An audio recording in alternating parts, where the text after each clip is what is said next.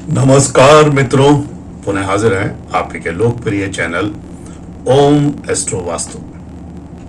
दोस्तों, आज है 21 सितंबर, बुधवार का दिन। श्राद्ध पक्ष चल रहे हैं।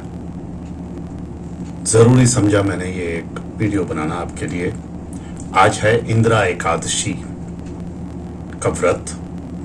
ऐसी मान्यता है सनातन धर्म पद्धति में, सनातन धर्म संस्कृति में, कि इंदिरा एकादशी व्रत करने से अधोगति को जो प्राप्त हुए पितृ हैं, जिनकी गति नहीं हुई है, जो इसी या उस लोक में लाचार हालत में घूम रहे हैं, अपने ब्रह्मलोक को प्राप्त नहीं हुए, भटक रहे हैं, उनकी सदगति के लिए पितृपक्ष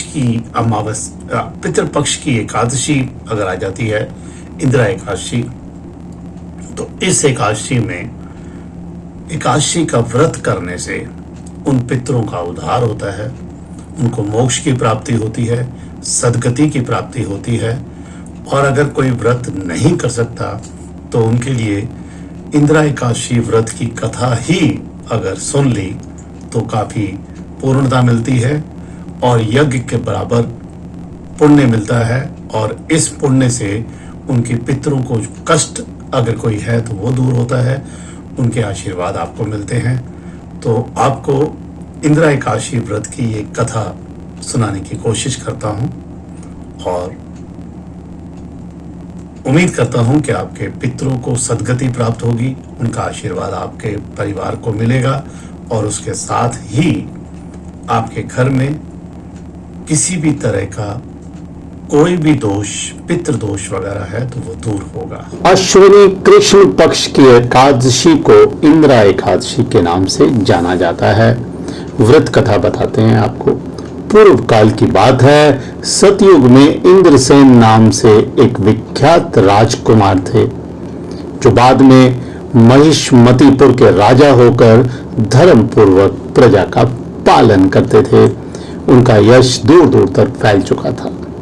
राजा इंद्रसेन भगवान विष्णु की भक्ति में हर समय रत रहते थे। गोविंद के मोक्षदायक नामों का जप करते हुए अपना जीवन यापन करते थे और विधि पूर्वक जनता की, प्रजा की सेवा के साथ साथ आध्यात्मिक चिंतन में संलग्न रहते थे।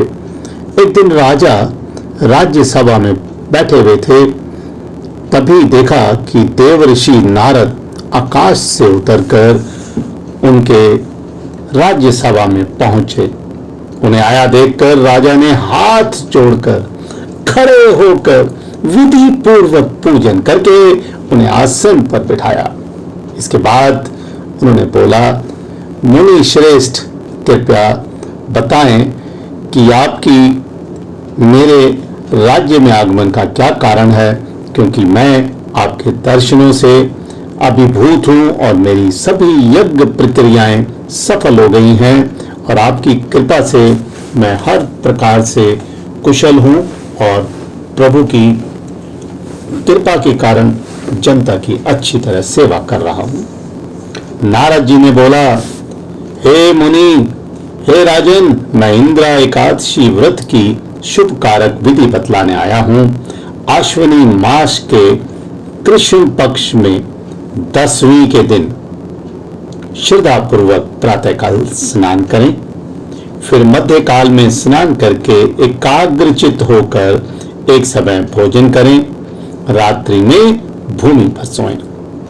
रात्रि के अंत में निर्मल प्रभात होने पर एकादशी के दिन दातुन करके मुंह धोएं और भक्ति भाव से एक मंत्र का जाप करें। अद्वै स्थित्या निराहार सर्वभोग विवर्जित श्रोम भोक्षे पुंडरीकाक्ष शरण में भवाच्युत।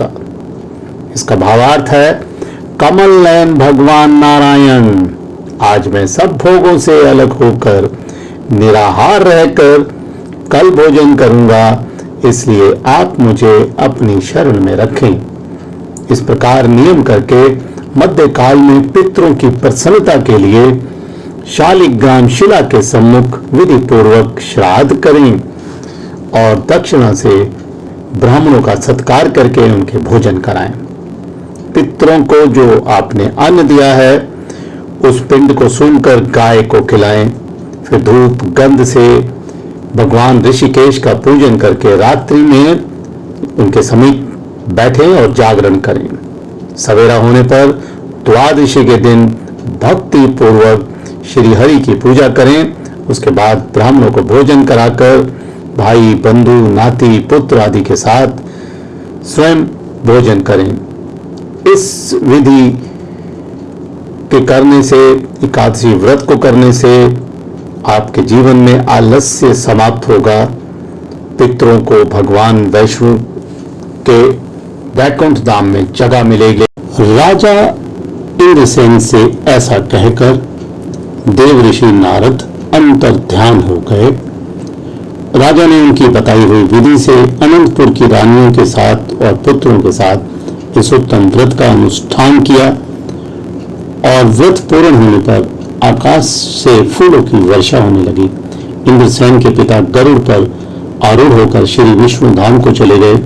राज ऋषि इंद्रसेन भी अकंटक राज्य का उपभोग करके अपने पुत्र को राज सिंहासन पर बैठाकर स्वर्गलोक को चले गए। इस कथा को पढ़ने और सुनने मात्र से मनुष्य सभी पापों से मुक्त हो जाता है।